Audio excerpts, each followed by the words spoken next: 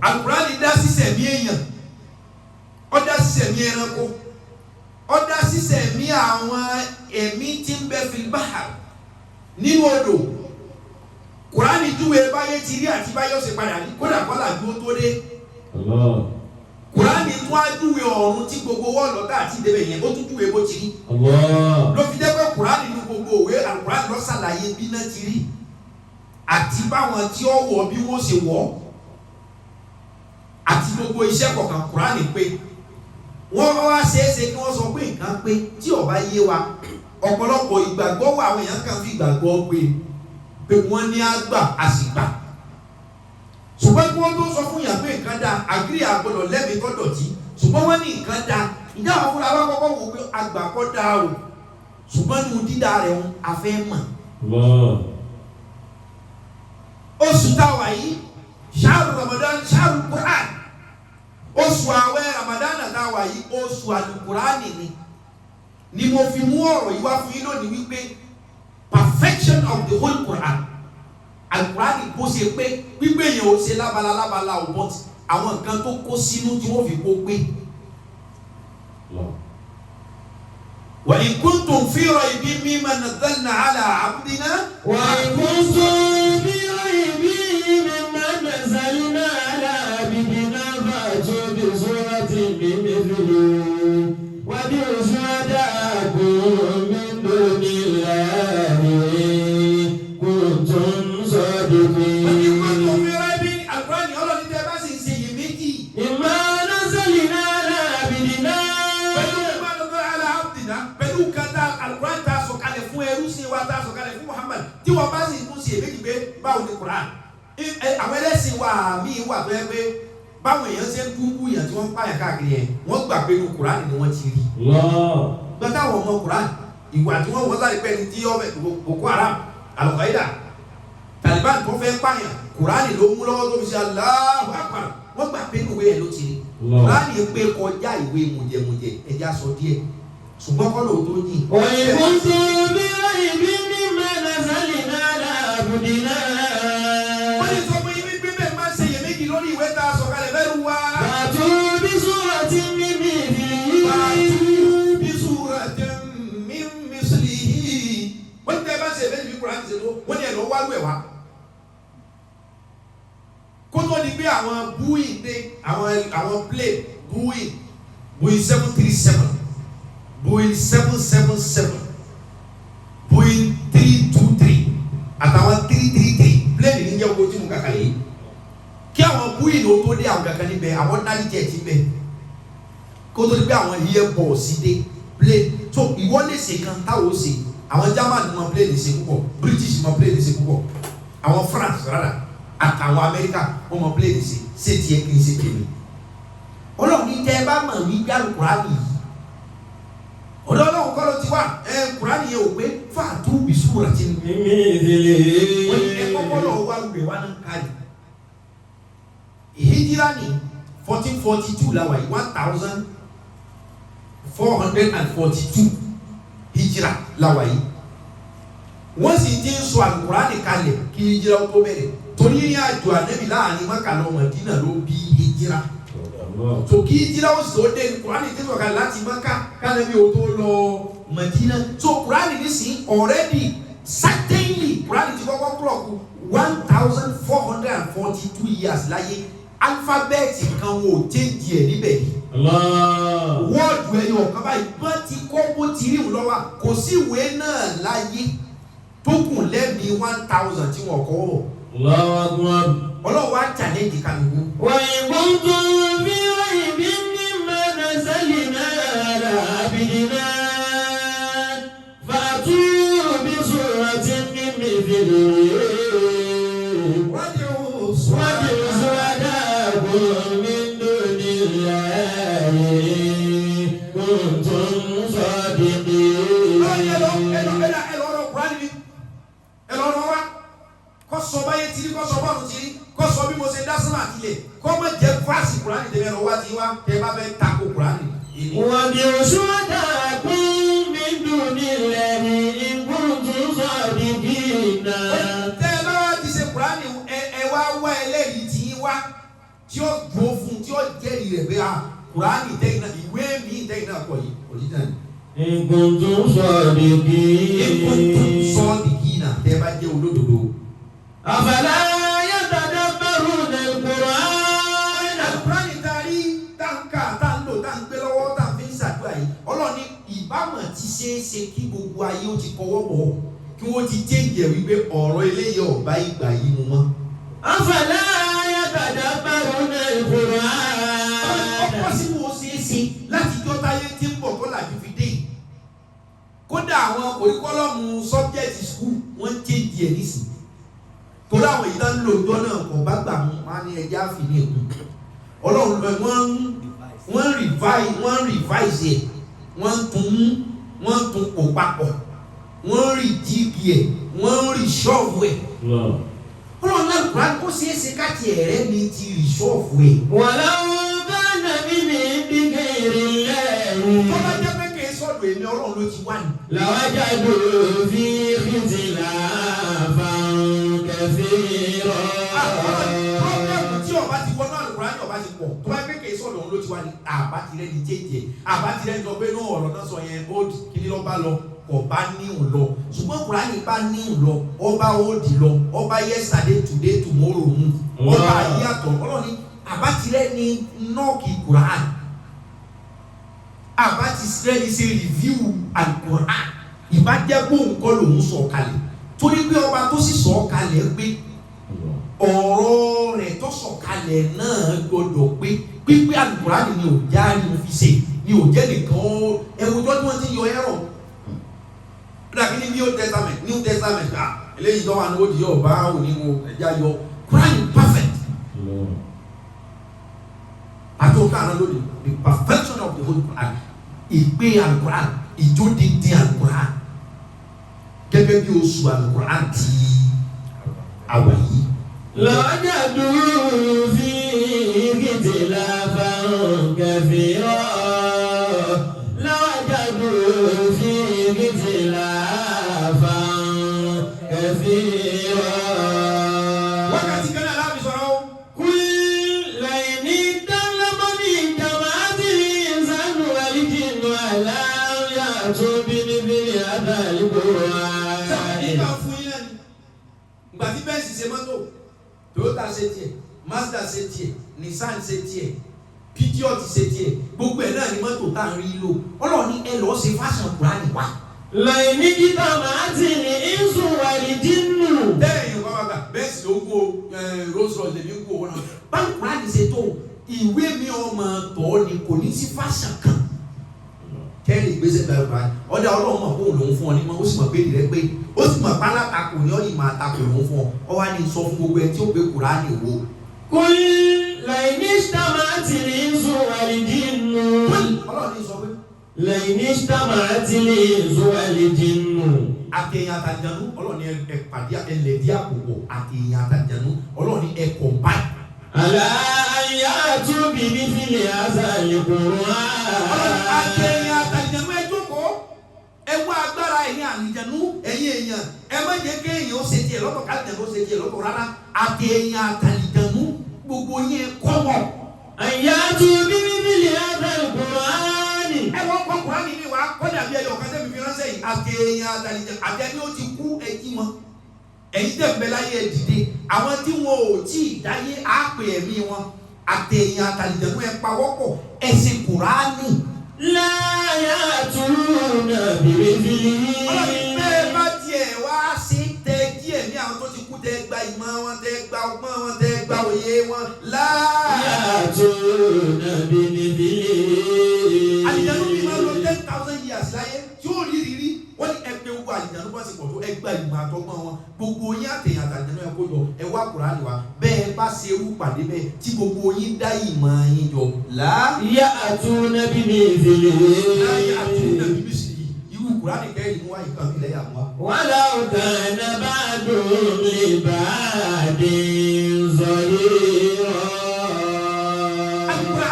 Al-Qur'ani ìwé mímọ́ perfection of the old Quran lásán yìí àti sọ fún wa Quran dáadáa ṣùgbọ́n pípé rẹ̀ ojú ọba dáhà lójú sí ẹ̀ máa fọwọ́ Ọlọ́run ti challenge wa kí gbogbo onímọ̀ gbogbo professor gbogbo àwọn falasafa kan dìde gbogbo àwọn onífalasafa kan dìde àwọn ọ̀jọ̀gbọ́n àwọn professor bébí yàrá ka Kùránì dáadáa èyí ò rí pé ọ̀rọ̀ eléyìí sọ̀rọ̀ ayé ọ̀rọ̀ eléyìí kì í sọ̀rọ̀ ara báwo Kùránì ṣe máa ń tó kan. wọ́n wá ńgbà wá bẹ̀rẹ̀ sí tó Kùránì wọ́n á bẹ̀rẹ̀ láti Suratul Fatiha dé Suratul Nas chapter tí wọ́n bẹ inú Al-Kùránì wá dé 114 chapters. The Holy Quran has 114 chapters. Many ọgọ́rùn àti mẹ́rìnlá ní ìpele ìsọ̀rí Al-Kùránì chapter rẹ̀, right? 114 yẹn ó wá lọ gbé Jamiu nínú ìmọ̀ 114 kú sí Jamiu 114 Al-Kùránì wá kú sí 114. Kí ni ìtumọ̀ Jamiu? Ọba tí ń kó nǹkan jọ, ìkó nǹkan jọ. Ẹ mọ̀ pé Quran Ọlọ́run ló kó jọ, títò rẹ̀ ní chapter ó tún lọ kú sí òǹkà tó túmọ̀ ìkójọ perfection. Ọ̀dà kí ni wọ́n á jẹ́ Jamiu gangan aráàfin mẹ́rin ló gbé Jim Mim Alif Ayin Jim Mim Alif Ayin Jim Haw Mim Ayin Jamiu alifábẹ́ẹ̀tì mẹ́rin òwúfù mẹ́rin ló gbé o. Àwọn áńgẹ́lì mẹ́rin náà lọ lágbára jù lónìí nínú àwọn áńgẹ́lì. Jíìmù gbogbo fún Jibril nínú Jamiu, Alifu gbogbo fún Israfil nínú Jamiu, Mímù gbogbo fún Mikail nínú Jamiu, Ayin gbogbo fún Azrail nínú Jamiu. Jibril ló hẹ́ẹ̀dì gbogbo àmàlẹ́ká, Israfil ní ó fún fèrè gbogbo etí ní ó sì gbọ́ tí kálukú fi kú tí kálukú tó fi dìde jù àjíǹde. Mikail ní rọ̀jò gbogbo ẹ̀dá lójó ń dára ẹ̀ bójú ọ̀dára rẹ̀ òjò dára kan tó fi ń ṣàǹfààní ara àkójọ rẹ̀. Àyìn ni Azrail ikú ti pààyàn bọ́ bá ti sẹ̀mí òkú náà ni ara perfection. Quran ó pé 114 Jamiu pé 114 ìjùmọ̀ Jamiu gan ni ìkójọ. Ọlọ́run kó Quran jọ gbogbo ohun tí ó sì wà nú ayé kó wọn jọ sára àwọn áńgẹ́lì mẹ́rẹ̀ẹ̀rin náà ni ó ṣiṣẹ́ lára wa perfection Quran. Wọ́n wá gé súrà àkọ́kọ́ nínú Quran tí í ṣe Suratul Fatiha àyà 7 lónìí perfection Quran. Kí ni àyà àkọ́kọ́ nínú Quran? Òun ni Bismillahi Rahman Rahim, in the name of Allah, the most merciful and beneficent. Àyà tí mẹ́rin Quran wá jẹ́ 7 ọjọ́ mélòó la lò láyé 7 perfection of the whole Quran. Ihò mélòó ní bẹ ní orí wa nìkan 7 perfection of the whole Quran. Ilẹ̀ mélòó ní bẹ 7 sánmà mélòó ní bẹ 7 iná mélòó ní bẹ 7 àlùjánnà mélòó ní bẹ 7. Quran wà contradictory. Bí mọ̀ tiẹ̀ bá ṣe nílò òfin túbẹ̀ tí yóò tún perfect náà lábẹ́ ibi tó o bá tu sí. Suratul Fatiha nìkan yẹn tí wọ́n fi bẹ̀rẹ̀ Al-Qur'an wọ́n kọ́ fi bẹ̀rẹ̀ Al-Qur'an lérí 7 kẹ́ ẹ lè mọ̀ wípé ó yé Ọlọ́run. Part of perfection of the Holy Quran ẹ lọ́ọ́ mú wé mi ìtọ́ bá ilé wa. Ẹ̀yin gbọ́dọ̀ yìí náà. Àyàdù bíbí nílé Al-Qur'an láyà tó nàbí níbi lè. ولو كان بعد العباد ظهيرا إن هذا القرآن wọ́n ní ẹ̀yà Al-Qur'an tí ń sọ perfection rẹ̀ fún yìí. يهدي للتي هي أقوم. ọ̀nà màní máa ń yà wò lillati hiya aqwam. ẹni wọ́n bá ti gbó dédé Qur'an ọ̀tọ̀ ẹ̀fọ́ náà. ويبشر المؤمنين الذين يعملون الصالحات. wọ́n ní ẹ̀yà Al-Qur'an tí mo ń sọ perfection tí mo ń sọ bó ṣe complete tó fún yìí. wọ́n lé ní yóò tó bá ti tẹ̀lé ìlànà Al-Qur'an yìí o Qur'an yóò máa fún ní òdùnnú. èyí ká Qur'an kí ó kọ́ jẹ́ oníbànújẹ́. Sadist, and you can never be a sadist if you are reciting your Holy Quran perfectly. O lè jẹ́ sadist láyé, o lè jó ní kara, o lè jẹ́ oní ẹlò. Àwọn èèyàn kan wà inú wọn kì í dùn, kódà kí wọ́n jẹun wọ́yọ́. Àwọn state of mind kan wà tó jẹ́ pé ó ti wà tampered with overthinking or with overbothering. To some extent pé ohun tí máa dùn yàn náà, ohun tí máa dùn yàn nínú ìdùnnú ti jìnnà sáwọn ẹ̀dá kan máa lọ ka Quran. Wọ́n ní gbogbo ẹtí máa ń ka Quran. يهدي للتي هي أقوم ويبشر المؤمنين الذين يعملون الصالحات. Ìgbà sẹ́kẹ̀ Quran ló sì lára rẹ̀ pé أن لهم أجرا كبيرا. Kùránì sì máa ń jíun tó bá kú. Àgbàfà kan bẹ tó bá ti ṣàdúrà tán ṣéwùlì Kùránì ni wọ́n pè tó bá ti Kùránì náà níbi ṣàdúrà tó bá ti ṣàdúrà tán yóò fọwọ́ bọ́jú yọ̀rọ̀ sùn. Igi kan wá wà yìí máa jókòó lábẹ́ igi yẹn nígbà kékeré rẹ̀ igi náà wá jóná ó ṣubú.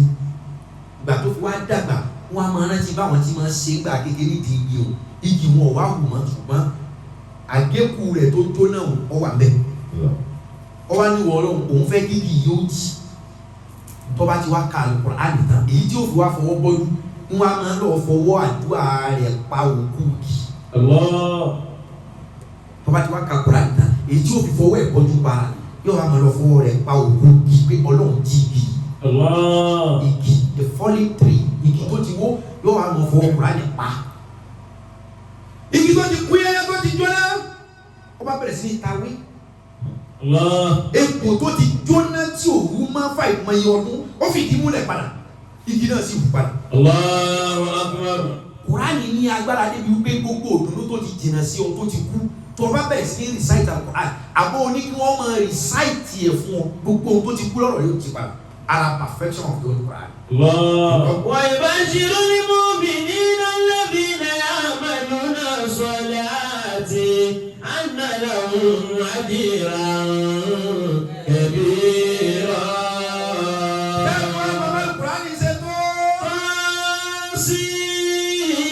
Tilka ayatul Qur'ani wa kitabim mubin. Hudan wa bushra للمؤمنين هدى وبشرى للمؤمنين. wọ́n ní kí n sọ fún yín pé.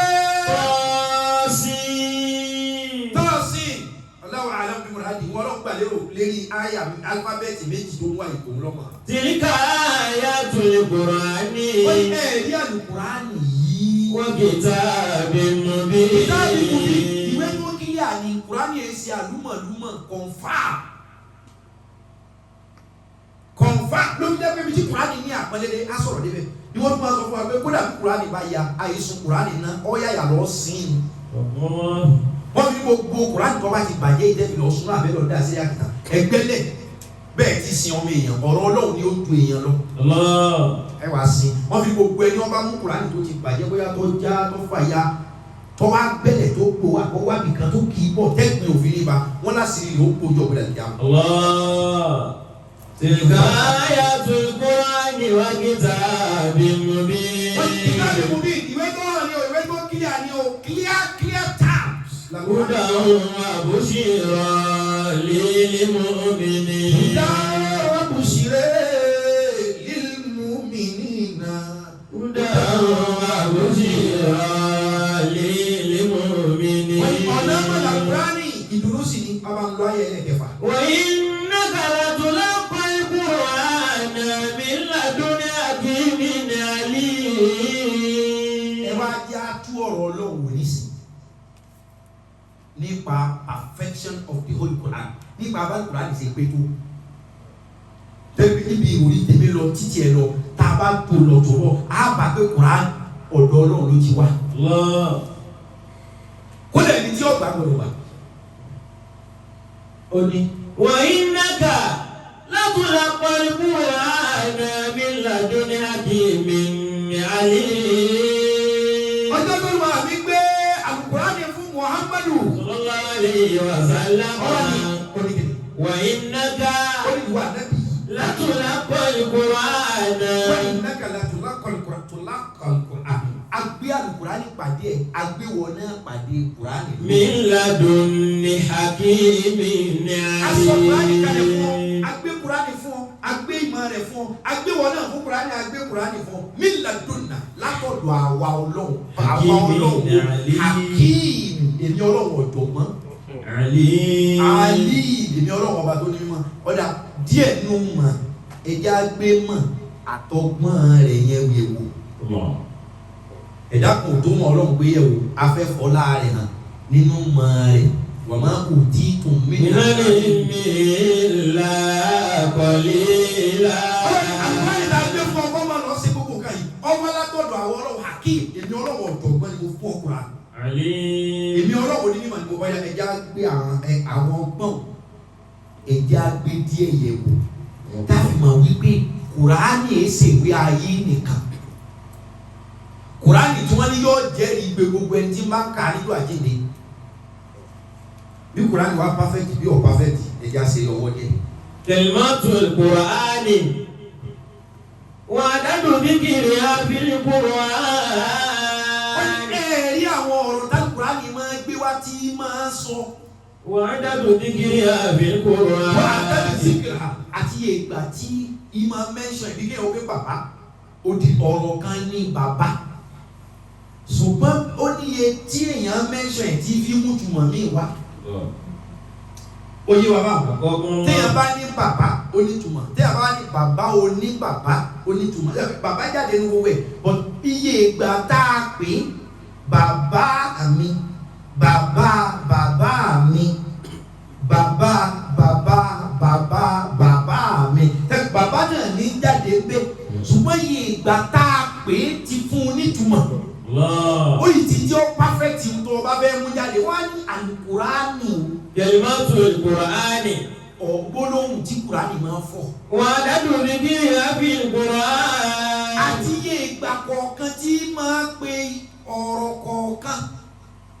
Ìmọ̀ ajé onítùmọ̀. Kalimatu ad-dunya. Kalimatu ad-dunya. Wọ́n ní máa lò Kùránì o. Kùránì sọ ad-dunya, ad-dunya, ad-dunya, ad-dunya. Ilé ayé, ilé ayé, ilé ayé, ilé ayé. Abẹ́ẹ̀kọ́ ni. Àfọ̀kùnmọ̀. Tá àwọn ọmọ ayé oríṣiríṣiríṣi tá a máa kà oríṣiríṣi ayé àti tá a máa mú dúníà ayé abẹ́ẹ̀kọ́ ni. Ad-dunya laybun wa lahwun wa tafakhurun bainakum wa takathurun fil amwali. Wọ́n ní bá Kùránì wọ́n ṣe tó Ọlọ́run dákọ̀ dúníà ilé ayé ó dákọ̀ ilé ayé nígbà mélòó. Zakati mi'atun wa khamsata ashara marratin fil Qur'ani. Ọlọ́run dákọ̀ ilé ayé nígbà 115 nínú Al-Qur'ani. Àdúnyà bí Kùránì ṣe tó 115 times lọ́rọ̀ dákọ̀ ilé ayé.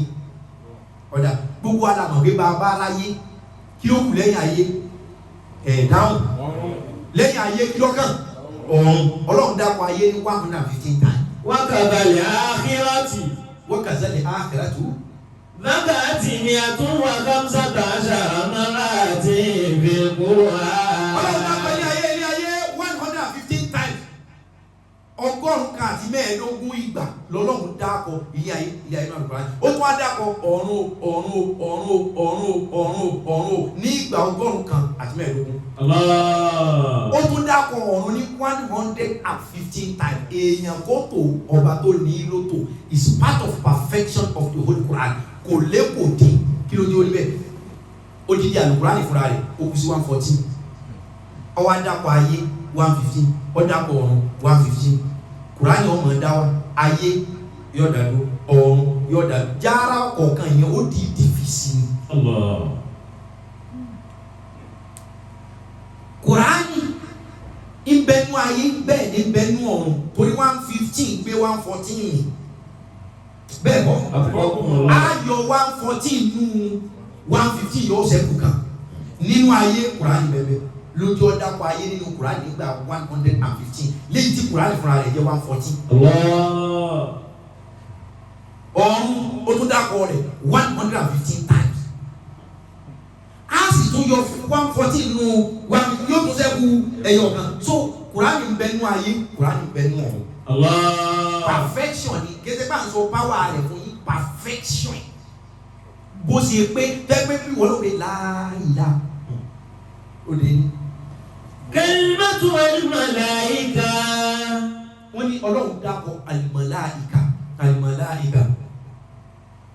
Èmi Ọlọ́run sọ fún àwọn màláíkà sí tòlúrí Ádámà nílẹ̀ ká màláíkà gbogbo iye ìgbà tó Ọlọ́run dákọ̀ màláíkà áńgẹ́lì nínú Al-Qur'ani. Zakarati famaniyatun wa famanuna marratin fil Qur'ani. Ó wá kú sí ìgbà 88 times.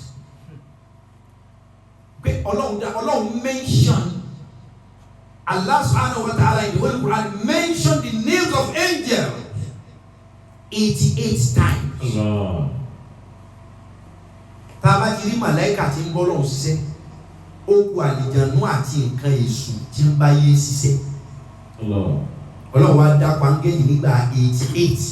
wọ́n tọ́ba aṣ-ṣayāṭīn. Ọlọ́run wá dá pọ̀ nǹkan èṣù àti tó fara pé èṣù tí wọ́n fi ṣiṣẹ́ èṣù. ذكرت ثمانية وثمانون مرة في القرآن. Ọ̀dà pẹ̀ nígbà 88 times. Ọ̀dà pàǹgẹ́lì tí ń ṣiṣẹ́ ìmọ́lẹ̀ 88 times. Ọ̀dà kọ ẹ̀mí èṣù tí ń ṣiṣẹ́ èṣù àti wọ́n fi ṣe nígbà 88 times. Aqqakumullahu. Ẹ̀gbọ́n. Ahyakumullahu. Tàbá ní 88 ta ní ká dá 88 sí mẹ́wàá kí ló fún wa? Ẹ̀jẹ̀ mọ́. Ọ̀dà tàbá ní 88 o ká dá sí méjì 88 ó fún wa ká dá sí méjì ó fún wa ní 44. Tàbá dá sí mẹ́ta ó fún wa ní 22. Ọ̀yà 88 nígbà wọn ní Ọlọ́run tó bá jẹ́ òwúrọ̀ ìgbà máa ìsáàbù lòun ó ṣe ìsáàbù làwọn náà fẹ́ ṣe lò láti lè gbé perfection abẹ́sẹ̀ calculation. Ọ̀yà 88 divided by 3. Bàbá bọ̀rọ̀ níbẹ̀ ẹ̀ gbọ́ ohun tó fà á ti ilẹ̀ ká ń tẹ̀mọ́lẹ̀ tó fi jẹ́ 29%. Omi ní 71%. Èèyàn àtàlìjẹ̀nú àtàwọn màláíkà ẹ̀dì múná òdìdí ọ̀rọ̀ ní mbọ̀ abẹ́. Kalimatu Muhammadu. Ẹ dákọ̀ ìwà nàbí. Sallallahu alaihi wasallam. Kalimatu Muhammad. Gbólóhùn pé kọ́lọ́hùn ọ̀dà pa nàbí gbàgàbá ìgbé Muhammad Muhammad Muhammad Muhammad nínú Al-Qur'ani Al-Qur'ani ṣe tóbi tó. Tàkàrà àti àrèbàtù mọ́lá àti ìfìlbùrán. Bí Al-Qur'ani ṣe tóbi tó. Ọlọ́run dápọ̀ ànábì lẹ́ẹ̀mẹ́rin bẹ́ẹ̀. Bí Kùránì tó tó 4 times péré lọ́lọ́run mẹ́tọ́ dárúkọ ẹ̀ gbàgbà báyìí. Wàmá Muhammadun. Àkọ́kọ́ nù. Ma kana Muhammadun. Ẹ̀ẹ́dẹ́jì.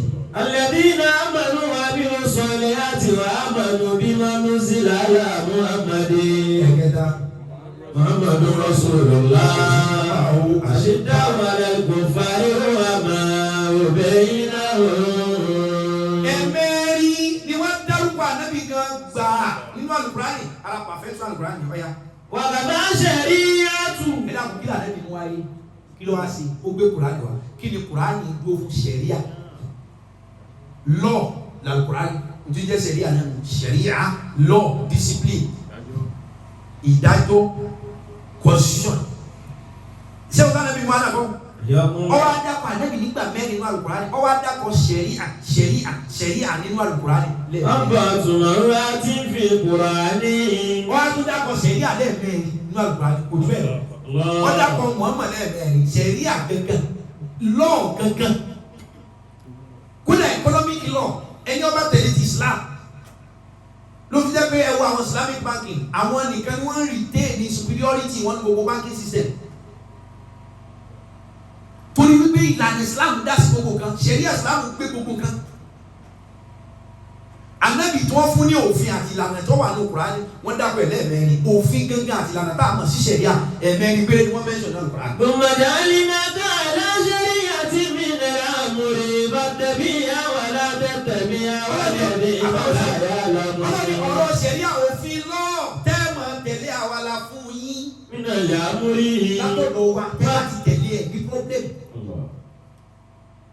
Ọ̀dà kí ló dé wọ́n dàpọ̀ àdébìlẹ̀ kò gbọ́dọ̀ ẹni tí ó gbà fún ànábì mọ̀ fún ànábì kárí ayé ẹni tí ó gbà fún perfection Kùránì ó mọ̀ ọ́n mà ṣe bẹ́ẹ̀ ni kì í ṣe èèyàn lóto láti pé Kùránì kọjá abala tá à ń sí ìsọ agbára Kùránì fún yín lónìí ìsọ tí tóbi Kùránì ọgbẹ kì í sọ pípé rẹ̀ perfection bó ṣe perfect tó kéèyàn wọ sọ kó bá a mú ọ̀dà àgbà ànábì lẹ́mẹ̀ẹ́ ọ̀dà kí ló dé orí bẹ́ẹ̀ ọmọ àkórúkọ rẹ̀ ó kárí ayé Kaaba tá ń lọ gbogbo ìgbà tá ń lọ sí lọ igun mélòó ló ní igun mẹ́rin wọ́n á dápọ̀ ànábìlẹ̀ mẹ́rin ayé gangan tí gbogbo èèyàn ń polongo yìí igun mélòó ló ní mẹ́rin igun ẹ̀ wọ́n á tún dákọ̀ ànábì lẹ́ẹ̀mẹ́rin àti sẹ̀ríà tó gbé wá lẹ́ẹ̀mẹ́rin torí tí tó bá fẹ́ kí títóbi ànábì ọ̀ka yìí tó bá yẹ pé èèyàn lóní tó kò ní gẹ̀ẹ́sì perfection Quran lásọ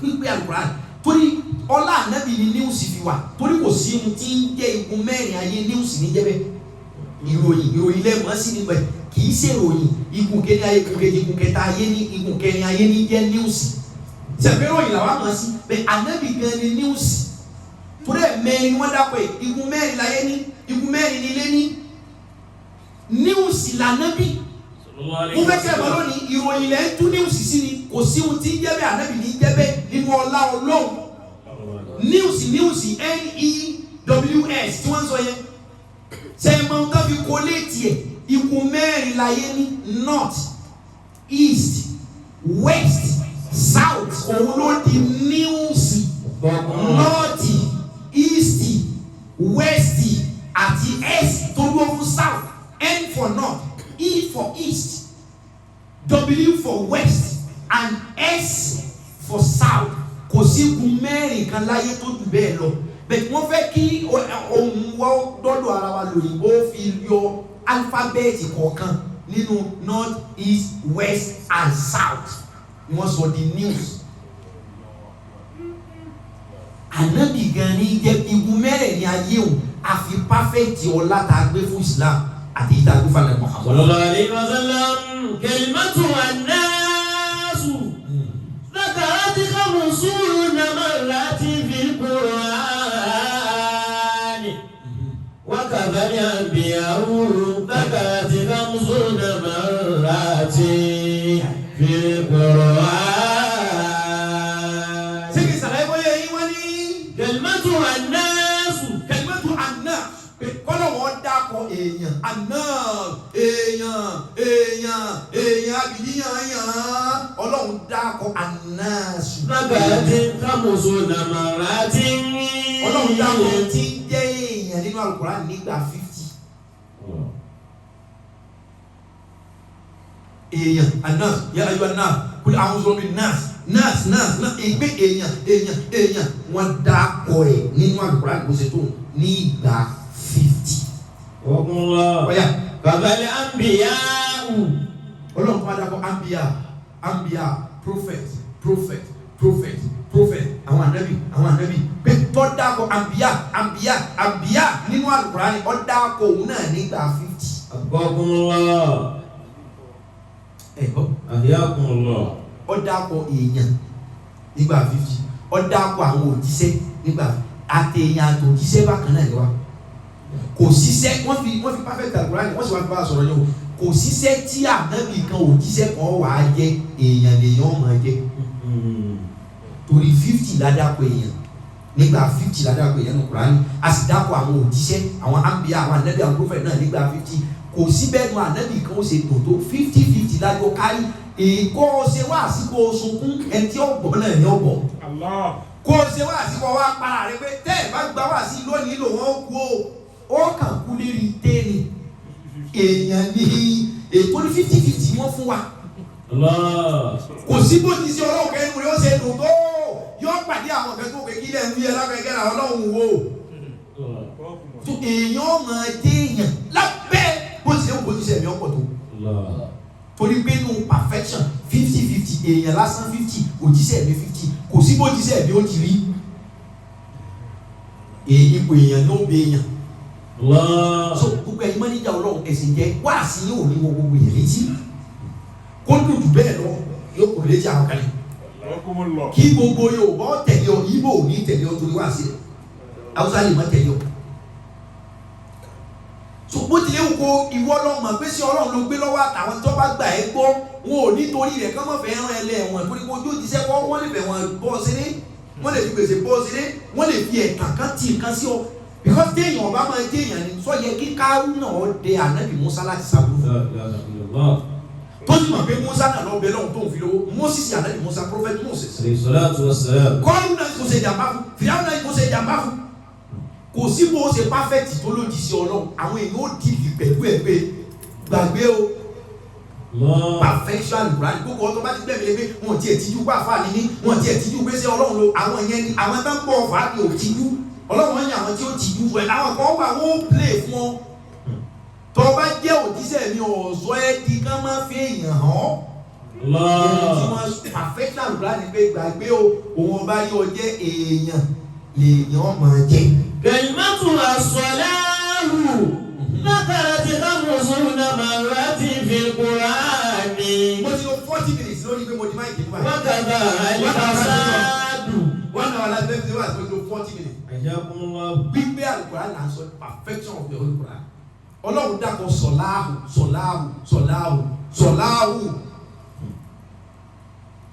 dáadáa dáadáa dáadáa ọ̀dàpọ̀ rẹ̀ nígbà 50. وكذا الفساد. sọ̀láhù 50 times. fasad ìbàjẹ́ ìbàjẹ́ ìbàjẹ́ ìbàjẹ́. 50 مرات. 50 times. 50 la tún wò. táwọn kan bá ń ba tiẹ̀ jẹ́ lọ́ba yìí àwọn kan máa tún jẹ́ sí i. wá sí ni o. táwọn kan bá ń gbé yẹn rẹ ní ọ̀ kódà kó máa pààyàn. àkọ́jú gbé yẹn bí ní kódà kó máa ṣe bí rí. sọlá dáadáa ọlọ́run ọ mẹ́sàn ẹ̀ ní fúrúsọ sọlá 50 times ní Al-Qur'an fasad 50 times ní Al-Qur'an 50-50. òun ni o bá fi ní kò ní burú títí kọ́mọ́kọ́ ẹ̀nìkan mọ́ ni wọ́n ní bẹ́ẹ̀ yẹn bá ń dúkò sọ́jà yóò lọ rẹ̀ bẹ́ẹ̀ yẹn bá sì ń dáná fún gbogbo ayé jẹ yóò lọ tà bó ti lé òkì sí ọwọ́ yóò dáa tó ọ̀ làwọn tí ó ṣe dáadáa sí ọ tí wọ́n sì wọ́n ṣàì àwọn ní wọ́n ṣàì dá torí pé wọ́n ṣàì dá sí ọ̀ṣọ́wọ́dá láì dá báyé ṣe rí ni 50-50 ni àwọn míì lé wà kódà àwọn àfọwọ́kùn máa lọ lé wọn pásítọ̀ máa lọ bẹ̀ máa lọ gbàdúrà Sunday máa lọ gbàdúrà jímọ̀ fún wọn ẹni ibi sì ni wọ́n ṣùgbọ́n wọ́n tún ráwọn èèyàn tí wọ́n máa fi dáadáa bá wọn lò kò torí ẹ̀sọ́ wọn dẹni ire òbẹ̀ bí mo ṣe dáyé ni ẹ̀sọ̀ òwe tó manage ẹ̀ bẹ́ẹ̀ ẹ̀sọ̀ òwe tó differentiate ẹ̀ tó plan ẹ̀ tó bá yẹ pé èèyàn ló plan ẹ̀ yóò dà ọlọ́run ló ní Kùránì làlùkùránì fi perfect là ń fi sọ ní pa fúnra wa ní sọ pé kàmáàlíjà tó ní Kùránì pípé. kalimatu ìbílísù. èṣù gángan ìbílísì tọ́lọ̀ ń pè ní ìbílísì nínú àlùkùránì. ذكرت 11 مرات في القرآن. ọlọ́run dá akọ ìbílísù nínú àlùkùránì nígbà mọ́kànlá 11 times. وكذا الاستعاذة منه. ọlọ́run dá akọ èṣù ìbílísù ògiri òkò ní 11 times. ní ìbílísù owó ẹ̀ tẹ̀kọ́ owó èṣù pọ̀ ṣùgbọ́n owó kan tó fi gba ránkì ìbílísì ọlọ́run wá pe ìbílísì yẹn lẹ́ẹ̀mọ́kànlá ó fi bẹ́sù wí nínú Al-Qur'an 11 times. ọlọ́run tó wá mẹ́ńsàn ẹni èṣù bá ń bá jà ìsìtìházọ́tì ohun tó fi wá ìsọlọ́dọ̀ èṣù tí òfin ní ọwọ́ fi ọpa ọ lérí ọlọ́run tó mẹ́ńsàn yẹn náà nígbà mọ́kànlá ó mẹ́ńsàn ìbílísì 11 times. ó wá mẹ́ńsàn agbára tó fi gun lọ́bẹ ó ṣe ní 1 yẹn náà jẹ́ 11. bẹ́sù bá wá ní 1 ó fún ní 1 tó bá wá ní 2 ó fún ní 2 tó bá wá ní 5 ó fún ní 5 tó bá wá ní 10 ó fún tó bá wá ní gbogbo 11 ó kó gbogbo 11 fún. kí ló dé kọ́ lọ́hùn ó ṣe ní déédéé tí wọ́n fúnra rẹ̀ ọ̀bá tì rẹ̀ ti pé mo fẹ́ bẹ́sù jà ò ní rẹ́sù bá jà ọlọ́run kó fún wa ní ìsìn àásọ́tì ohun tá ìṣẹ́gun èṣù tí ó jù mọ́kànlá àgbà tó dákọ̀ èṣù lọ ọ wá ṣe ní déédéé tí wọ́n fẹ́ bẹ́sù jà náà ni déédéé agbára tó ní kọ́mọ́ lé kọ́mọ́ dín kó fún ṣùgbọ́n tí wọ́n fúnra rẹ̀ ọ̀bá tì rẹ̀ ti pọ̀ fẹ́ bẹ́sù jà ò ní tó èṣù bá jà ọlọ́run fi ṣe ní 11 level ló sì fi jẹ́ pé tá a bá ti ka gbogbo nǹkan dé 10 á tún bẹ̀rẹ̀ lórí 11 ni gbogbo nǹkan tá a bá gba dé 10 á tún mú láti rí 1 míì tí dúró fún 11 ìtumọ̀ sí pé gbogbo nǹkan tó bá ń gbé bọ̀ tó bá ti lè gbé lórí ìgbì tó fẹ́ tún èṣù gan ó tún ra mú kódà bàbá kírun ní ìsìta sálámà tá a fẹ́ mú mi èṣù ọ̀sáré yọ sí wa bá a ṣe parí ìyẹn tán ká náfìlà rẹ̀ fẹ́ pọ̀ torí gbogbo nǹkan tẹ́ bá ti kọ́ bá dé lánàá kan tẹ́ fẹ́ bẹ̀rẹ̀ ní èṣù ọ̀yọ́ sí yóò yọ sẹ́mi ìyẹn ní ọ̀fà ọmọ ha owó fẹ́yàn mẹ́wàá ọkàn tó rí ẹ̀mí ló kan ìṣòro bá wọn náà ta ẹ̀mí èṣù ni lẹ́bùlẹ́bù ní èṣù àti àwọn ìsìn azati wọ́n ní wọ́n ẹ̀dá kàrá àti Qur'an. Wasta'iz billahi minash shaytanir rajim. ayé àkàtà pé ìní oríṣu ha. Bika wa zurriyataha minash shaytanir rajim. ọlọ́run ayé àbí ìsìn azati bẹ́ẹ̀ tó ń gbé ọlọ́run dákọ̀ ìbílísù nígbà Wa imma yanzaghannaka minash shaytani nazghun fasta'iz billahi innahu was-sami'ul 'alim. yóò fẹ́ lo àsìkò pọ̀ mo ti ń lo 1 hour last next wá sí ọ̀ya. Kalimatu rajulun. Kalimatu rajul ọlọ́run dákọ̀ akọ tó tàbá ní àrọ́jù òrìjà akọ male akọ ọkùnrin akọ ní ọlọ́run dákọ̀ ọkùnrin akọ nígbà mélòó. Arba'atun wa 'ishruna marratin fil Qur'ani. ọlọ́run dákọ̀ rajulu akọ nígbà 24 nínú Al-Qur'an. Wa kadha imra'atun. ọlọ́run bá dákọ̀ abo female. Arba'atun wa 'ishruna marratin. 24 times. ọlọ́run dákọ̀ akọ 24 times nínú Al-Qur'an. ó dákọ̀ abo 24 times nínú Al-Qur'an. èyí ṣe tó jẹ́ 24 times. wákàtí mélòó là á lò láyé tí gbé ọjọ́ kan 24 hours. ohun tó sọ ẹ́ dọkùnrin náà ní kó o lo 24 hours oṣù òjì. ohun tó sọ ẹ́ dọbìnrin náà ní kó o lo 24 hours oṣù òjì. perfection ràtọ́ ẹgbẹ́ yẹn ló tó kù níra ni. Kalimatu al-hayatu. Zakati mi'atun wa khamsatan wa arba'una fil Qur'ani. ọlọ́run wá dákọ̀ kalimatu al-hayat ìṣẹ̀mí ayé sẹ́fẹ̀ ayé lọ́lọ́run dákọ̀ lẹ́ẹ̀kan nígbà mélòó bẹ́ẹ̀ máa ń tẹ̀lé wá sí. nígbà 115 ni wọ́n dákọ̀ ayé ọlọ́run wá dákọ̀ hayat ìṣẹ̀mí ayé yàtọ̀ sí ìṣẹ̀mí ibẹ̀. ọlọ́run wá dákọ̀ hayat ìṣẹ̀mí ayé ìṣẹ̀mí. Mi'atun wa khamsatan wa arba'una fil Qur'ani. ọlọ́run dákọ̀ rẹ̀ nígbà 145 ìṣẹ̀mí ayé 145 ọlọ́run dákọ̀ rẹ̀. Wa kadha al-mawtu. ọlọ́run wá dákọ̀ kú bí yàrá bá sàṣẹ̀ mí yóò kú ọlọ́run wá tún dákọ̀ kú nínú àlùkò. Mi'atun wa khamsatan wa arba'una. 145 times. ikú náà ní jẹ́ ti. Allah. ó dákọ̀ sẹ̀mí ayé 145 times. ó dákọ̀ kú 145 times nínú àlùkò. Kalimatu as-salihatu. kalimatu as-salihat. Zakati mi'atun wa sab'atun wa sittuna marratin. salihat sẹ́fẹ̀ sọ̀láhà lọ́lọ́run ló lẹ́ẹ̀kan dáadáa. salihat ní sì ìṣe dáadáa. Mi'atun wa sab'atun wa sittuna marratin. mani amila salihan. Wa li nafsihi. wal baqiyatu Salihatu khayrun 'inda rabbika thawaban wa khayrun amala. ọlọ́run wá dákọ̀ sọ̀lẹ́hàtù ìṣe dáadáa ìkéyàn ṣe dáadáa ẹ ṣe dáadáa ọlọ́run rí bí tiẹ̀ bẹ́ẹ̀ ní ìgbà. Mi'atun wa sab'atun wa sittuna marratin. ó dákọ̀ ẹ̀ ní 167 times. ẹ máa ṣe dáadáa ó rí bí tiẹ̀ bẹ́ẹ̀ ní ọ̀rọ̀ nínú Al-Qur'ani odidi 167 times. Wa kadha as-sayyi'atu. wákàtí àṣeyìí ẹ wọ́n sàbúrú àbí aburú àbáwọn aláburú ó tún mẹ́ńsàn aburú. Mi'atun wa sab'atun wa sittun. nígbà 167 times. ẹ gbọ́dọ̀ wọ́n pè imperfect ààrẹ. Kalimatu al-jaharu. gbólóhùn al-jahr kéèyàn ṣe nǹkan hàn kéèyàn ṣe nǹkan níta gbangba. àtẹ̀bá fẹ́ tọrẹ ẹ ṣàṣeyàn káwọn èèyàn kún orí kan tún lè ṣeun. àtẹ̀bá fẹ́ ọlọ́run dákọ̀ nǹkan àṣehàn.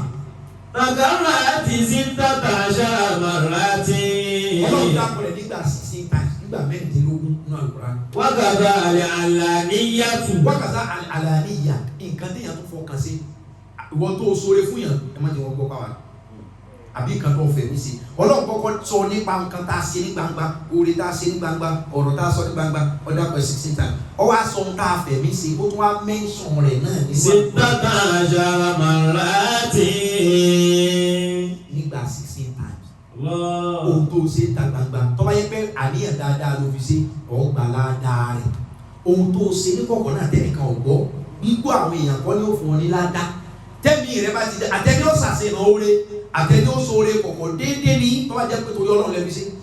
Kalimatu al-musiba. kẹ́gbọ́n mùsíbà pé àgbákò mùsíbà fìtínà. Takarrarati khamsatun wa sab'una marratin fil Qur'ani. wọ́n dá akọ̀rẹ́ nígbà 75 nínú Al-Qur'an pé mùsíbà gbólóhùn mùsíbà. wọ́n á sọ̀rọ̀ àkúnmí mùsíbà tí mùsíbà tó sá jáde nínú Al-Qur'an ó jáde nígbà 75. Wa kadha ashukuru. Àṣùkò ọpẹ́ torí nu tí máa ń gbé mùsíbà kó fẹ́ dání kó dúpẹ́ àwa ká mùsíbà. Ọlọ́run dàpọ̀ mùsíbà àgbákò wàhálà nígbà 75 times. Ọwọ́ adàpọ̀ ọpẹ́ gbogbo ọdún ọba ti lè dúpẹ́ máa kiri kan ní ìṣàkárí tó ń. Wa azidannakum. Wa bí alábìkún ìṣàkárí tó wà máa ń tún. Bàbá náà wà ó shakiran alima. Ma yaf'alullahu bi azabikum. Ọlọ́run mi ò ní kó discipline fún yín. In shakartum. Mi ò ní jẹ́ kí mùsíbà ọba yìí in shakartum tẹ̀ bá ti ń dúpẹ́ tẹ̀ fẹ́ mi ìmúre hàn. Ọlọ́run wa mention mùsíbà nígbà 75. Antidote mùsíbà ni kéèyàn wá dúpẹ́ fọlọ́run yóò gbé mùsíbà kó. Ọwọ́ á dákọ̀ ṣùkúrù tí í ṣe ọpẹ́ tó jẹ́ antidote tó jẹ́ ẹ̀rọ fún mùsíbà. Khamsatun wa sab'una marratin. Ọjà kọ ṣùkúrù ọpẹ́ náà nígbà 75. Tó o bá ti lè dúpẹ́ mọ́ ẹ̀yẹ fún àlù. Wa bí azabikum. O ní problem ní ṣàkárí tó o bá ti lè dúpẹ́ gbogbo mùsíbà 75 ní tó o bá ti lè mọ́pẹ́ wá àkàkọ́ ó fi tira wọn ó sì bá fẹ́ tiẹ̀ ó ge ó ráyìn. Kalimatu al-huda. Kalimatu al-huda pé kọ́lọ́wọ́ sọ pé al-huda ọ̀nà mọ̀ straight path èyí di náà sọ̀rọ̀ àdàlù sàgé mọ́ ní huda bẹ̀rẹ̀ kò ní. Ìtajà bàyínà máa yá dáadé nínú sí. huda tọ́lọ́wọ́ mention nínú Al-Qur'ani. Tíṣe ọ̀nà mọ̀ yóò pé ọ̀nà ẹni ọmọ pé èyí di náà sọ̀rọ̀ àdàlù sàgé ọlọ́run tó wà mọ̀ nà tọ́tọ́ wọ́n ní iye ìgbà tọ́lọ́run dákọ̀ ọ̀nà mọ̀ straight path nínú Al-Qur'ani. Tíṣe àtún wasabiru namarati. wọ́n dákọ̀ rẹ̀ nígbà 79 nínú Al-Qur'ani. Wákàtà ar-rahmatu. ọwọ́ ní arahama àdébí ìṣòro àdìsí kan. kí kan láyé ní kólé jáde àmì kó ń bí amadi wọ́n lẹ́nu kankan ò ní fi sí ọwọ́ rẹ̀ wà lẹ́yìn náà illa bi rahmatillah àfẹ́ni ọlọ́run bá lo àánú rẹ̀ fún. ọlọ́run wá dákọ̀ ọ̀nà mọ̀ straight path nígbà 79 kò wá sẹ́ni kankan tó lè mọ̀ náà àfẹ́ni ọlọ́run bá fi mọ̀ náà kò wá sí ìmọ̀nà kankan níbi kan ìkẹ́ ọlọ́run là á fi mọ ohun tó rà ìjà tó tọrọ ń gé o. ọlọ́run wá dákọ̀ ìmọ̀nà náà Al-Qur'an ní 79 times ọ wá dákọ̀ ráàmà ìkẹ́hùn torí ìkẹ́ ọlọ́run ló lè jẹ ìmọ̀nà ọ wá dákọ̀ ráàmà náà Al-Qur'an ọ dákọ̀ òun náà nígbà 79 times. Kalimatu al-jazā'u. gbólóhùn jàzáù ọgbẹ̀san tó ṣe ọgbẹ̀san ọlọ́run dákọ̀ gbólóhùn jàzáù nínú Al-Qur'an. Takarrarati mi'atun wa sab'ata ashara marratin fil Qur'ani. ọlọ́run dákọ̀ jàzá ọgbẹ̀san ọdákọ̀ rẹ̀ nígbà 117 times. Bẹ̀tọ́ bá ṣe kan ọgbẹ̀san rẹ o jazā'an bimā kānū yaksibūn. ọgbẹ̀san sẹ́kọ̀ ń dé dábàdẹ̀ sí yọ gbẹ̀san àbí olùgbẹ̀san ọlọ́run wá dákọ̀ ẹ̀san gbígbà ní Al-Qur'an ní 117 times. ọgọ́rùn-ún kan àti mẹ́tàdínlógún ọ̀nà lọ́lọ́run fi dákọ̀ tó o bá ṣe wà gbẹ̀san. Kalimatu al-maghfira. Kalimatu al-maghfira ọ wá dákọ̀ gbólóhùn àforíjì ẹni tí ó gbẹ̀san náà tó bá ti ráforíjì kò gbẹ̀san mọ́ nù. ẹni ọ̀pá àyàtà ni yóò gbẹ̀san kó fi ṣe sáàpù ni o tá a bá ti dáríjì game over. ẹni ó ṣe sìnà tó mọ títà ni wàá gbẹ̀san ọtí wàá gbẹ̀san kiri kan abẹ́ẹ̀kọ́ ni tá a bá ti dáríjì nǹkan sẹ́pẹ́ àti fàwé rẹ̀ ya ọlọ́run dákọ̀ ẹ̀san kó kálukọ́ gbẹ̀san lé ní tó bá ṣe o nígbà 117 times ní Al-Qur'an ó wá dákọ̀ àforíjì ذكرت مئتان وأربعة وثلاثون مرة في القرآن. Ọlọ́run wá dákọ̀ àforíjì nínú Al-Qur'an nígbà 234. 117 ló fi sọ pé ọgbẹ̀sán no doubting ọgbẹ̀sán. Ó wá dákọ̀ àforíjì nígbà 234. 234 minus 2 117. Mo calculate well. 234. Yeah, 234 divided by 2. Yes, 234 divided by 2. Ó jẹ́ 117. Ìtọ́lọ̀ ń sọ bẹ̀yẹn ni pé àlọ́ ọ̀sẹ̀ lóòótọ́. Tọ́ ọ bá tọrọ àforíjì, ìforíjì o, ìtọ́ á fún ọ ní ẹ̀bùn. Because ó dín dín ẹ̀san ẹ̀ṣẹ̀ rẹ̀ 117 ni àforíjì wa jẹ́ 234. That's times 2 ni ìyẹn lọ sọ Ọlọ́run di Gàfúrù Rahim. Wípé tí mo bá dáríjì yìí tán ìtọ́ á fún yín lóore tí ò sí lọ́wọ́ yín lọ́jọ́ ẹ̀ṣẹ̀ mi. Innahu huwal Ghafurur Rahim. Perfection Al-Qur'an ni kì í sọ fún orí. So wọ́n tó wẹ̀ àwa máa gbẹ̀sán àwa ti sáìn ẹ̀sán là ń gbó de àhà tó o bá tọrọ àforíjì yìí sí ẹ̀ṣẹ̀ yẹn ọ̀kọ̀ọ̀kan lọ́wọ́ dà yín owó tó á fún ọ ní bónọ́ọ̀sì. Kì í jẹ́ ṣe bónọ́ọ̀sì ojúlówó ni gbogbo 117 náà ni Ọlọ́run ní túláàsì ní ẹgbẹ̀sán ọ̀dàpọ̀ bẹ́ẹ̀ nígbà 117 ní Al-Qur'an ọwọ́ adàpọ̀ àforíjì bẹ́ẹ̀ ni wọ́n bá rí ọ̀dàpọ̀ àforíjì ní 234 divided by 2 117. So lórí wàhálà ẹ̀san tó ti di ẹlẹ́ṣẹ̀ yìí náà tó bá láforíjì wọ́n dáríjì ẹ̀ wọ́n tún fún ọ ní nǹkan. Perfection of the Holy Quran. Kalimatu al-usru Zakati finashara maratin bil Qur'ani. Zakati finashara maratin bil Qur'ani. Al-usru. Kalimatu al-usru. Ọlọ́run sọ báyìí ní Al-Qur'an ni usru ìnira àgbákò. Pé Ọlọ́run mention al-usru orí wàhálà.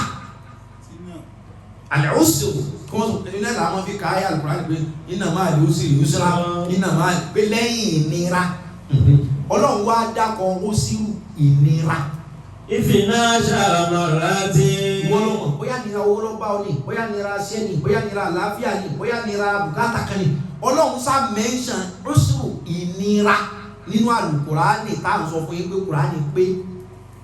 Finashara maratin. 12 marrat Ọlọ́run dákọ̀ ìnira nínú Al-Qur'ani nígbà 12 times.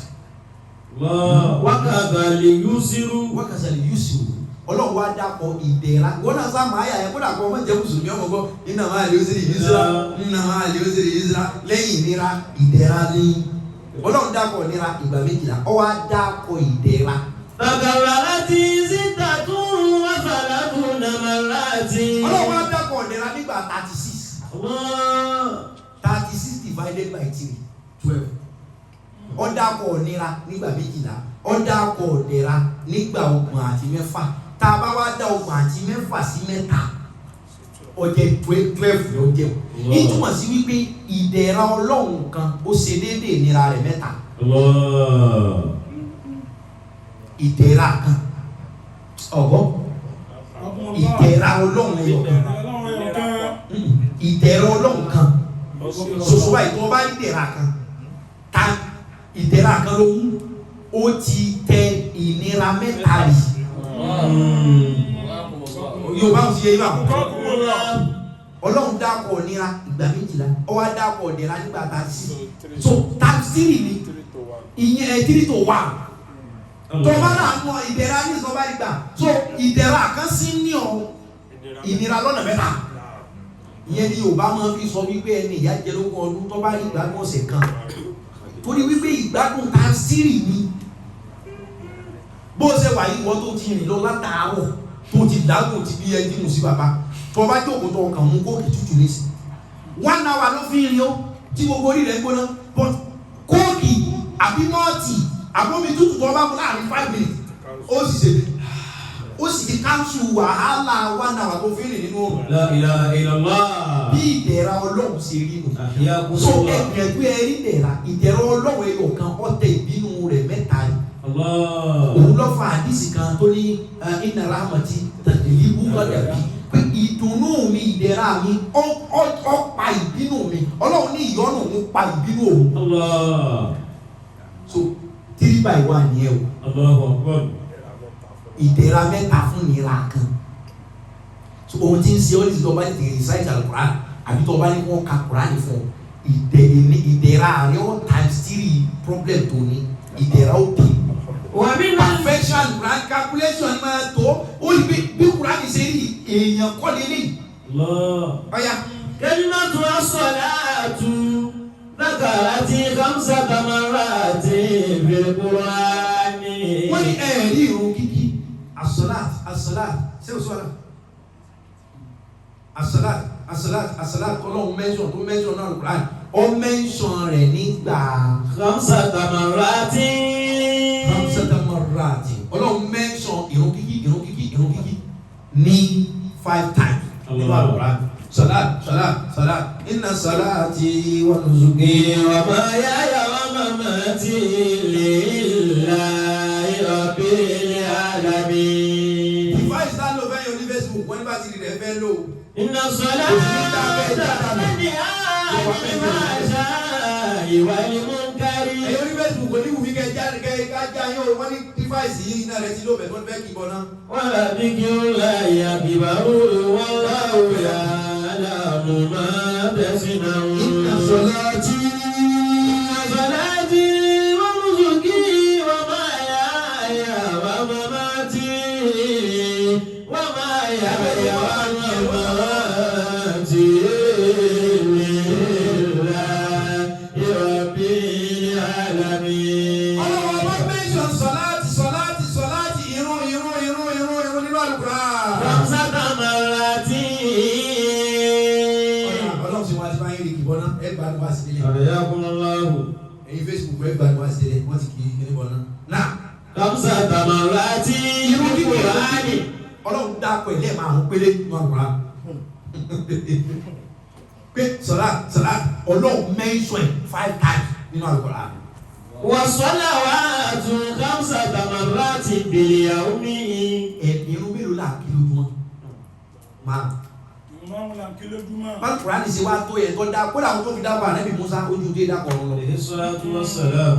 ọlọ́wà bẹ̀tẹ̀ tó ní perfection tó fẹ́ mú jáde torí kó fẹ́ fi hàn pé ìwé yìí pé ọ wá dákọ̀ salat nínú Quran lẹ́ẹ̀ márùn irun mélòó là wà kí láyé tá a kí lójúmọ́ márùn. Allah. ó fi prove perfection of Holy Quran. Kalimatu al-yawmu takarrarati 365 marrati.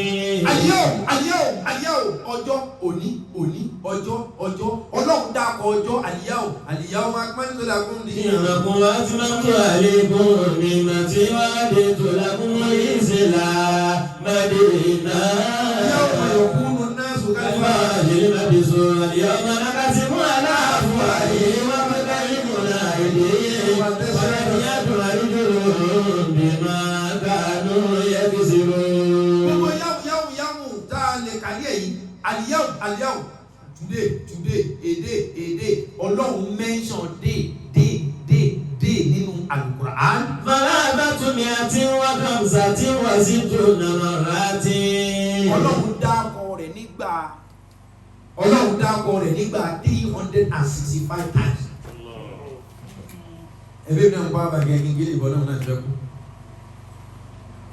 Ọlọ́run dákọ̀ àlìyáwó nínú Al-Qur'ani. Fàlábàtúmí àti wákàmsà tí wọ́n sì tó nàmọ̀rá tí fil Qur'ani. Ọlọ́run mention ìyàwó òní o ní ìgbà 365 times. ọ̀dà tọ́wọ́ dàrú mọ́ ẹ lójú. Wà fi sánẹ́tì fàlábàtúmí àti wákàmsà tí wọ́n sì tó nàyàwó máa. Wà fi sánẹ́tì fàlábàtúmí àti wákàmsà tí وستون يوما ثلاثة مئة وخمسة وستون يوما. Ọlọ́run dákọ̀ déédéé ọjọ́ nígbà 365 times nínú Al-Qur'ani. وفي السنة ثلاثة مئة وخمسة وستون يوما. Báwo ọjọ́ ta ń lò láyé mélòó lọ́jọ́ tí ń di ọdún? 365 days. Ọlọ́run fi proof ẹ̀ ní o. Ọkàn gba àyè fún wa kéde mọ̀ pé àlóhùn lòun ló fà á tó fi sọ wípé ayàtà kéde kan pé mílà tó nà á. mílà dùn wáyà kí ní alẹ́. lọ́ọ̀ni òun lòun. wáyé nàgàlà tó la pẹ́ kúrò àìnà mílà dùn àbíbí ní alẹ́. lọ́ọ̀ni aṣọ Kùránì kalẹ̀ lábọ̀dọ̀ èmi ọba ọ̀jọ̀gbọ́n ọba onímọ̀ ẹ̀ẹ́dì ogun tá à ń kó kalẹ̀ Ọlọ́run kan plé rẹ̀ pé ìmọ̀ yín ò gbé òye yín ò gbé èmi ní. ọjà kọ ọjọ́ náà lọ́ra 365 times ọjọ́ mélòó ní di ọdún 365 days. ìdáwà fi wá yẹn gbé. ومن المعجزات الإلهية في القرآن nínú gbígbẹ́gbọ́n Ọlọ́run tó wà ní Al-Qur'an. كلمة اليرد ذكرت 13 مرات. كلمة العبد كما داكو عبد nígbà mélòó. ذكرت 13 مرات. ó dàpọ̀ bẹ́ẹ̀ nígbà mẹ́tàlá arúgbó nígbà mẹ́tàlá. ọ̀yà. وكلمة البحر ilẹ̀. ذكرت 32 مرات في القرآن. nínú àwọn oníkiri jáde lẹ́wọ́ mi ló bó ti di náà ni. aláàbò ilẹ̀ alifu tọ́lọ̀ ń pè alifu rọ́ wà dọ̀. alifu rọ́ wà dọ́ọ̀lù ká sọ yẹn Ọlọ́run lò ó nígbà mẹ́tàlá 13 times nínú Al-Qur'an. وكلمة البحر وكلمة البحر gbólóhùn odò. تكررت 32 مرات. Ọlọ́run lò ó nígbà 32. odò 32 times náà mẹ́jọ ilẹ̀ ti alifọ̀rọ̀ ọ̀dọ́ wọ́n lò nígbà 13. èwo ló jura mọ́ lọ? odò. tá a bá wá gbé sí òǹkà àti pín ibi tá a ti lọ lẹ́ẹ̀kan lè gbogbo ohun tí odò kọ́fà lórí ilẹ̀ is 71%. ní ohun tí ohun tí omi gbé lórí ilẹ̀ ayé 71% lómi gbé. ilẹ̀ gbé 29%. gbogbo dẹ́gbẹ̀ẹ́ dẹ́sàtì ilẹ̀ lọ gbáà ilẹ̀ ọlọ́gbà lẹ́gbẹ̀ẹ́ omi o. omi lọ́pọ̀ jù láyé 71 bí ayé ṣe tó yìí 71% níbi tí odò omi wà 29 péré ní ilẹ̀. tẹ́ ẹ bá wá gbé síra wọn wípé ẹyọ 13 yẹn ẹ fi géra wọn nù 32 gbogbo ohun tí ó fún yín ní 2 point something tí ń gbé 29% ilẹ̀ tí 71% odò jẹ́ ìyókù. Ọlọ́run wá mention lẹ̀ equivalent to 29% tí ilẹ̀ kó ọjẹ́ 13. Ó wá mention bahar odò equivalent to 71% in 32 times equivalent to 71% tí odò gbé lórí ilẹ̀ ayé. tó o bá mọ̀ fọlọ́run tóbi ẹ̀ gbé sórí fọlọ́run lẹ́ẹ̀mẹ́ta. Allahu Akbar, Allahu Akbar, Allahu Akbar. Allahu Akbar, Allahu Akbar, Allahu Akbar, Allahu Akbar, Allahu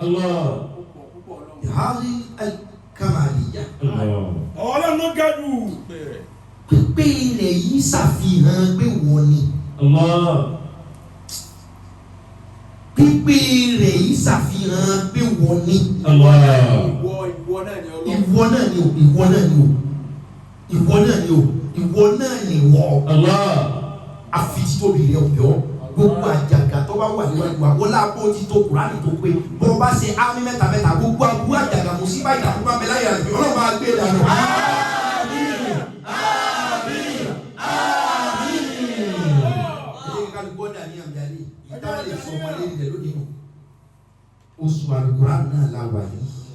Ẹni ká àníyàn oṣù tá wà yìí, oṣù Al-Qur'an náà la wà yìí.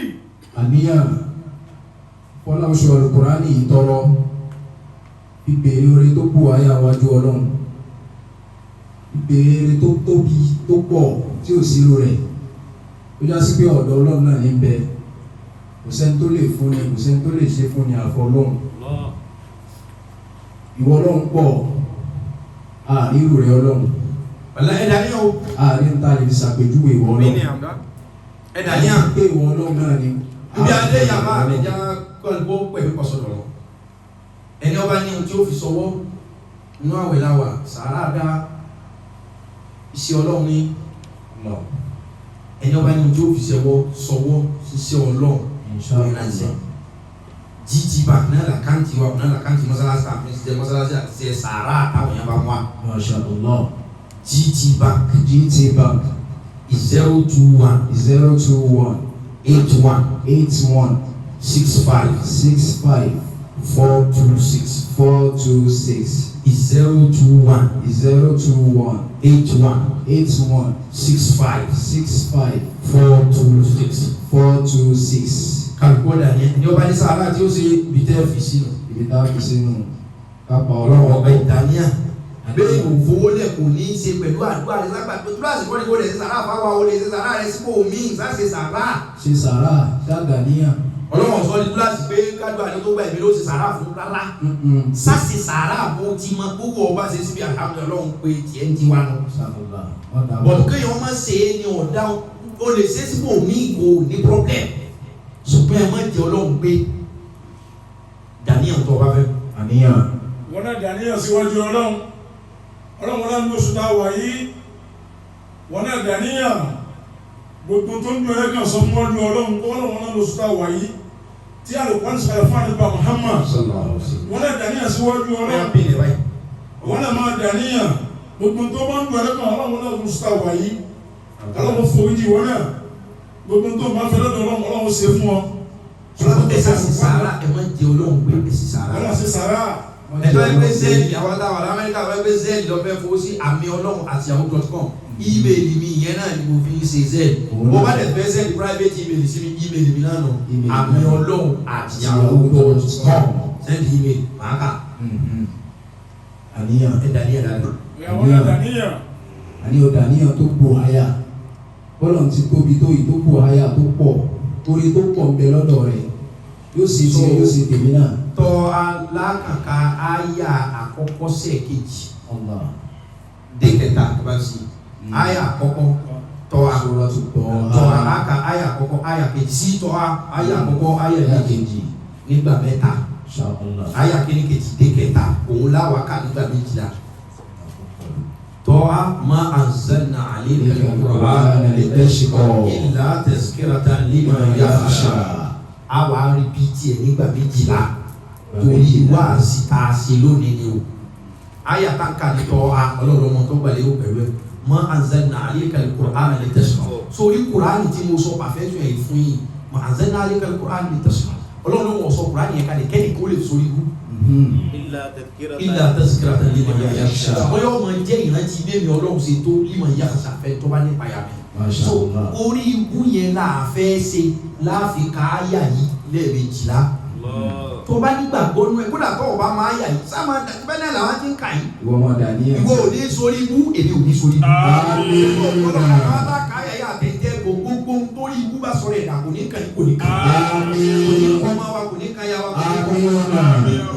nílé iṣẹ́ wa nú ayé wa nú ilé wa lórí ìrìn àjò wa ohun tí wọ́n dẹ̀ tó gbé orí ibú wo rèé o wọ́n lá pé perfection Quran la sọ.